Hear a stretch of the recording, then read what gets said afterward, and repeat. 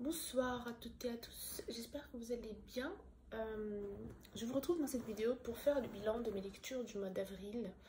Je fais cette vidéo le soir, du coup la luminosité n'est pas terrible. Je m'en excuse, mais c'est le moment que j'ai trouvé pour la faire. Et du moment que je suis motivée, je me suis dit let's do it. Dans ce bilan-là, finalement, j'ai décidé de faire un bilan mensuel cette fois-ci parce que j'ai pas mal lu. J'ai lu 7 livres, dont un que je n'ai pas terminé, qui était une grosse bricasse et dont je vais vous parler. Mais c'était essentiellement des essais avec un roman et un recueil de nouvelles. Il y avait pas mal, vous verrez, les lectures féministes étaient de retour un petit peu ce mois-ci, mais également une lecture assez inédite sur le post-colonialisme, et ça c'est aussi une thématique qui est en train de s'infiltrer de plus en plus dans mes lectures pour mon plus grand plaisir. Alors, je pense qu'on va faire comme la dernière fois. Je vais commencer avec les lectures que j'ai adorées et celles que j'ai envie de mettre en avant, et après on ira petit à petit vers celles que j'ai le moins aimées, même si j'ai quasiment tout aimé ce mois-ci. C'était un bon mois de lecture. Alors, je vais commencer avec un premier livre. C'est un manuel en fait de Caroline Dehaas que vous connaissez probablement et qui s'appelle En finir avec les violences sexistes et sexuelles. C'est un manuel d'action comme c'est écrit sur la couverture, et Caroline Dehaas est une militante féministe française qui est aussi, je pense, à l'origine de l'organisation Nous Toutes. Très présente sur Instagram, notamment dans des posts spéciaux qu'ils publient et où elles font le compte des féminicides en France, c'est-à-dire le nombre de femmes qui sont tuées chaque année par leur conjoint ou leur ex-conjoint. Voilà.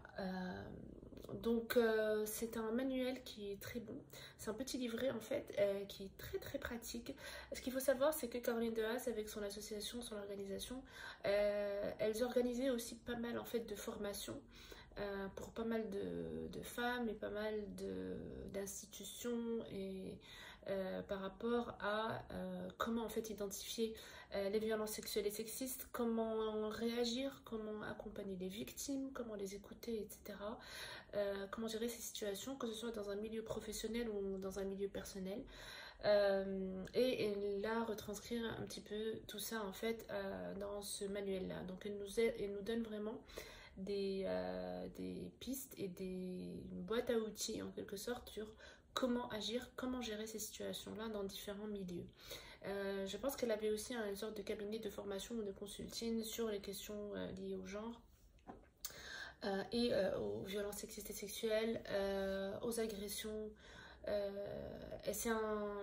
et où en fait elle formait le corps médical, le corps éducatif, je pense la police, et puis les entreprises. Donc elle essayait en fait de couvrir un petit peu tout le monde. Ça m'a franchement beaucoup inspiré comme comme action à mettre en place et à faire. Et j'allais dire quelque chose tout à l'heure que j'ai oublié. Oui, c'est aussi un livre où elle décortique pas mal en fait aussi la loi française par rapport à ça, et où elle alerte en fait les lectrices par rapport à certaines lois qui existent encore aujourd'hui, qui sont très choquantes. Franchement, je sais pas quel est l'état au Maroc par rapport à ce genre de loi, mais par exemple en France, les enfants jusqu'à un âge franchement très bas peuvent être violés, mais en fait une fois devant le juge on peut dire que non mais l'enfant a consenti, hein. Franchement j'ai lu ça et je l'ai aussi relu dernièrement dans le livre de Fatima Wassak, La puissance des mères. Donc c'est du no comment. Donc elle alerte aussi sur des choses comme ça sur lesquelles peut-être on n'est pas sensible, dont on n'est pas consciente. Et surtout en fait elle explique bien aussi le volet juridique en fait, le volet pénal aussi, mais aussi quelle est la différence entre une agression sexuelle et un viol et un délit, etc., etc. Donc c'était super instructif, j'ai adoré, c'est un must read pour moi.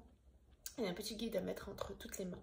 Donc dans mes meilleures lectures du mois d'avril, je mets celui-là évidemment. Et je mets aussi, pour rester dans les essais et pour passer au post-colonialisme, Rester barbare de Louisa Yousfi.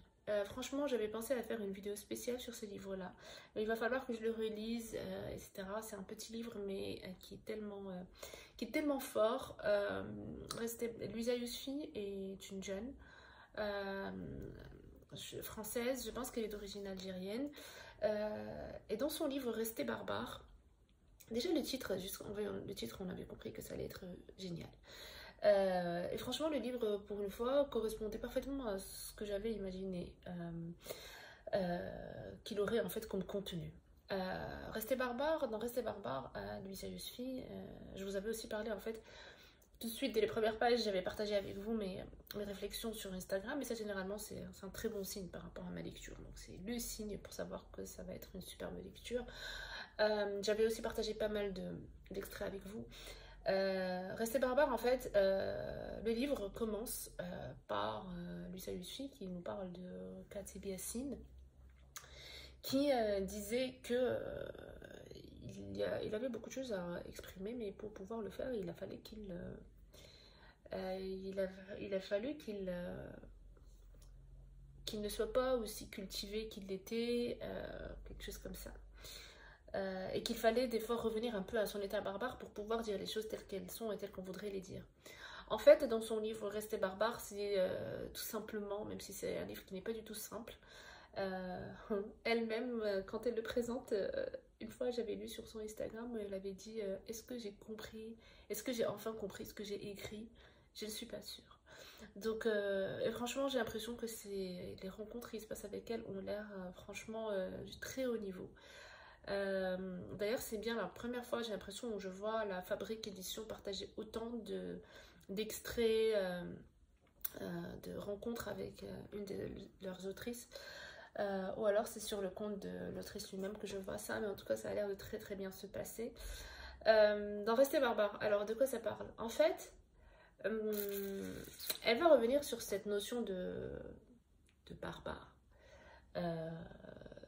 avec tout ce que cela peut nous évoquer comme image. Mais essentiellement dans le sens où eh bien, il y a le colon civilisé et puis il y a les colonisés qui sont barbares et qui sont définis comme tels en fait plutôt. Et elle, ce qu'elle vient dire en fait tout simplement, comme le dit son titre, c'est qu'il faut que nous restions barbares. Et que c'est primordial, que c'est essentiel, que c'est vital de rester barbare. Dans le sens où en fait il faut qu'on reste nous-mêmes et ne pas voilà, ne pas en fait elle parle de par exemple du fait que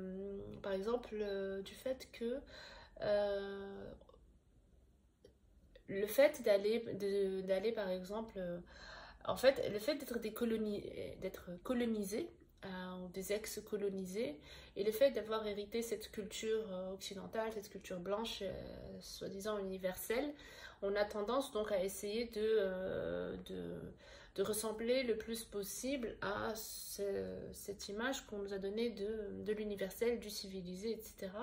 Et du coup, forcément, qui dit ça, dit que nous allons avoir tendance de plus en plus à fuir à fuir en fait notre propre culture à nous, nos racines à nous, nos traditions, etc. pour pouvoir ressembler à cette femme, par exemple, qui est aujourd'hui considérée comme la femme civilisée, la femme éduquée, etc.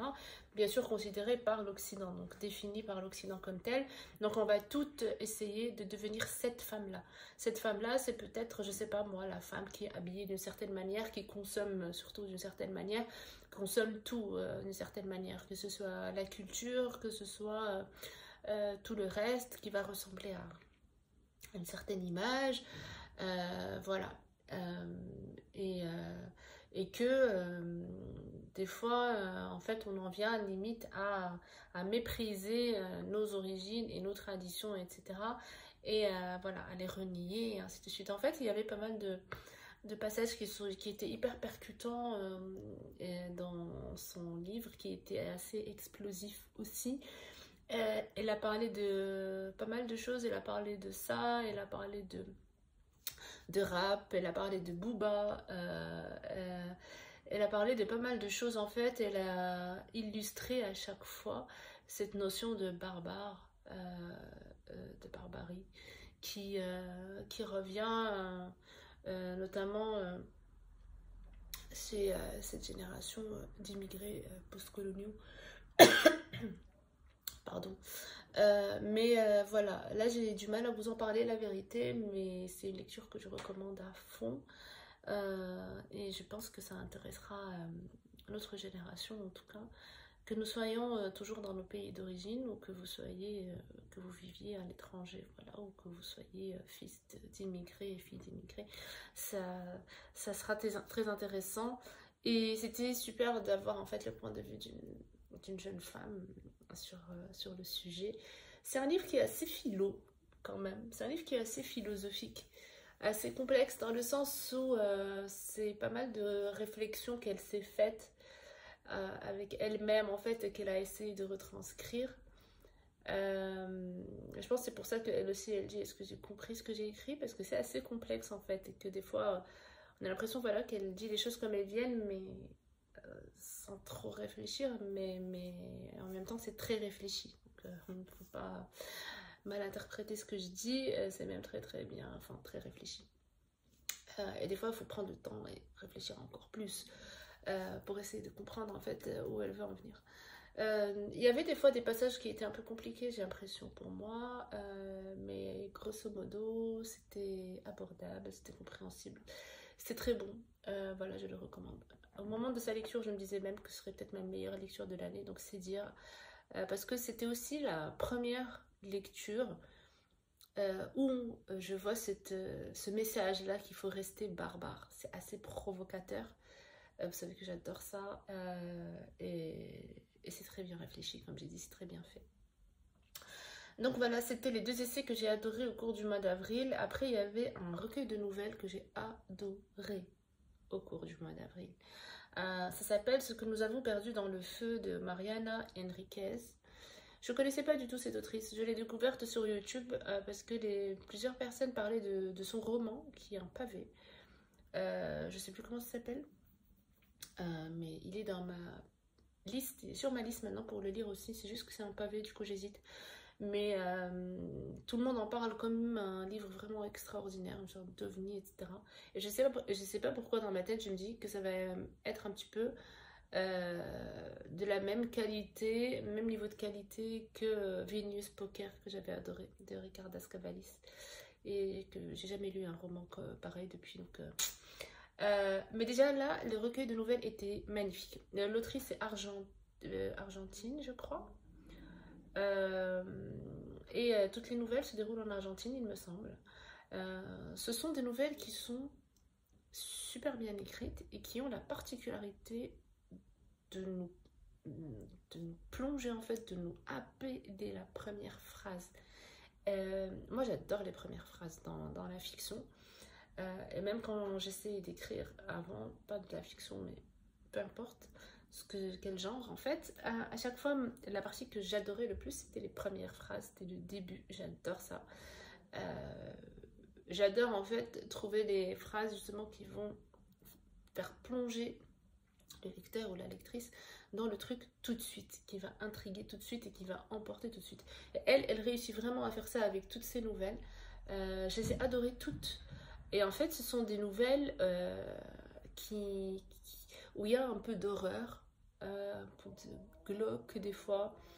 Voilà, donc c'est un mood un peu sombre, un peu stressant, voilà. Il y a de la violence des fois, il y a de l'ésotérisme des fois, voilà, il y a des forces obscures des fois dans certaines nouvelles. Mais en tout cas, moi je le recommande parce qu'il est tout petit, je crois, et ça se lit très vite et c'est très très bon. Et ce sont de très bonnes nouvelles. Ensuite, j'avais lu un roman Enfin viendra le temps du feu de Wendy Delorme, que j'ai bien aimé aussi. Je lui ai donné une note de 3 sur 5. Quand même, je crois que c'est celui que j'ai le moins bien noté ce mois-ci, en plus du livre que j'ai pas fini. Mais c'était bien. C'était en fait une dystopie féministe On nous raconte l'histoire de... Une histoire qui se passe dans un monde où il faut procréer, sinon on est mis à la marge de la société, sinon on est écarté. Donc où la fonction de reproduction chez les femmes est celle qui est principale, qui est mise en avant, etc. Maintenant quand je dis ça, je me dis ouais mais ça c'est pas de la dystopie, ça c'est la réalité d'aujourd'hui. Mais en fait il y avait d'autres caractéristiques par rapport à ce monde-là. Là, je vous avoue que j'ai un peu oublié. Mais en tout cas, on va suivre l'histoire de plusieurs personnages, notamment des femmes qui avaient existé avant dans des sociétés 100% féminines qui vivaient dans la forêt. Et après, en fait, on a essayé en fait de les éliminer et elles ont fini par intégrer la société, par rentrer un petit peu dans les rangs, mais en s'y infiltrant plutôt. Et elles vont essayer de faire la révolution en fait pour retrouver un petit peu leur indépendance et leur communauté entre femmes et faire leur vie comme ça leur chante, etc. Et c'est surtout que tout le monde était enfermé dans une petite ville où, voilà, où il y avait certaines frontières qu'il ne fallait pas dépasser. Et si on les dépasse, on ne sait pas ce qui se passe après, les gens ne peuvent pas revenir et ainsi de suite. Donc oui, c'était sympa, c'était bien. Est-ce que je le recommande ou pas? Je sais pas, franchement. Pourquoi pas?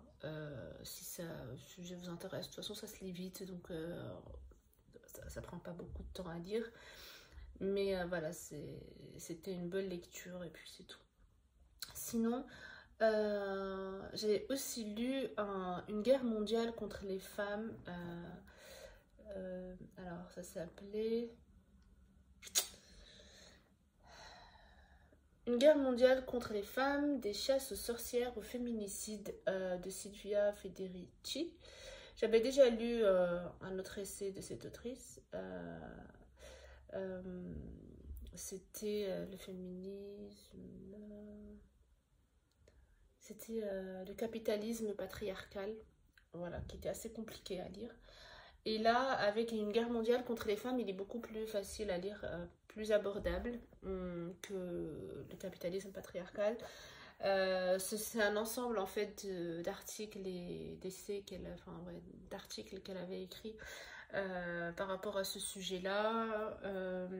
Et elle nous montre comment en fait, comme le titre l'indique, en fait il y a une guerre qui est faite contre les femmes depuis très longtemps. Elle nous parle de la chasse aux sorcières. Comment ça s'est fait. Et en fait, je l'avais lu juste après le guide pratique du féminisme divinatoire de Camille Ducellier. Et je me rappelle que à ce moment-là, je m'avais dit que dans ma vidéo, je les présenterais ensemble parce que je trouvais que ça s'entrecroisait pas mal. Notamment quand on nous explique en fait comment a commencé la chasse aux sorcières. Parce qu'en fait, les deux livres nous montrent que tout simplement ce qu'on appelle sorcellerie, c'était des façons utilisées donc, par les femmes pour guérir, par exemple, enfin surtout pour guérir les autres avec des potions donc, naturelles ou en faisant des invocations, etc. Et qui qui faisait complètement partie en fait des pratiques et des croyances et des traditions de l'époque et des régions et de ces communautés-là, etc. Et puis après, ça a été vite rejeté et finalement par qui? Par le christianisme, notamment quand il a débarqué. Donc il y avait en fait deux facteurs. Il y avait le christianisme qui était contre ça, ça ne l'arrangeait pas et ainsi de suite. Et du coup, on a fini par condamner ces pratiques-là. Et puis, il y avait aussi finalement tout ce pouvoir qu'avaient ces femmes-là, des pouvoirs de guérisseuses notamment, et qui ne rentraient pas du tout dans la description que faisait le christianisme, notamment du rôle et de la place de la femme dans la société. Voilà. L'idée n'était clairement pas de lui donner autant de pouvoir, ni qu'elle soit voilà, le centre d'attention du village, parce que c'est elle qui a le pouvoir sur pas mal de choses. Notamment, guérir un peuple, c'est pas rien, quoi. Donc, limite leur vie entre les mains de ces femmes-là. Déjà que c'est elles qui donnent la vie, après c'est elles qui vont commencer à guérir. Non mais on va où là? Donc, du coup, c'était intéressant. C'était intéressant à lire, voilà. Et là, sinon, pour conclure le bilan, le livre que j'ai abandonné, c'était le livre de Barack Obama, Une Terre Promise, que j'avais écouté sur Audible, même si j'avais le livre papier, mais c'était tellement énorme que j'ai commencé à le lire. Et déjà, le livre audio, il faisait genre, je crois, 35 heures. Du coup, voilà. C'était bien, mais c'était vraiment... j'avais l'impression que c'était une sorte aussi de manuel. Et si tu veux faire une campagne présidentielle, un jour, tu lis le truc d'Obama, parce que vraiment, il va tout te raconter. Toutes les étapes de sa campagne, comment ça s'est passé, toutes les collaborations, toutes ces leçons apprises. C'est très bien, hein. J'en ai écouté je sais plus combien, la vérité, si c'était un tiers ou un peu moins. Mais au bout d'un moment, c'était, voilà, ça m'intéressait pas en fait autant voilà, c'est... Parce que j'avais l'impression de pas en tirer le max. Parce que franchement, c'est limite, on peut prendre un cahier et commencer à prendre des notes de différentes étapes et comment faire, etc. Structurer ses idées, sa démarche, limite. Donc, du coup, je l'ai pas fait, je l'ai mis de côté. Au cas où un jour je voudrais devenir présidente aux États-Unis. Mais là, ça pourrait servir. Enfin bref. Ou peut-être que ça servira à des gens qui sont en politique, je sais pas. Mais même ça, je suis pas sûre. Parce que vraiment, je trouve que c'était très axé. Après, je crois qu'il y a aussi une partie où il va parler de... Parce que moi, tout ce que j'ai lu, il n'était pas encore devenu président. Donc je pense qu'après, ça va parler de quand il va devenir président et aussi de comment il a géré ses relations internationales, les conflits internationaux, la géopolitique, etc. Là, je me dis que ça devait être super intéressant, mais malheureusement, j'ai pas eu la patience d'attendre d'arriver jusque-là et j'ai fini par le zapper et par passer à autre chose. Donc voilà, c'était mes lectures du mois d'avril. S'il y avait 3 autrices à vous recommander, donc vous savez qui c'est: Mariana Enriquez, Louisa Yousfi et Caroline de Haas. Donc voilà, j'espère que cette vidéo vous a intéressé. Et moi je vous dis à très bientôt.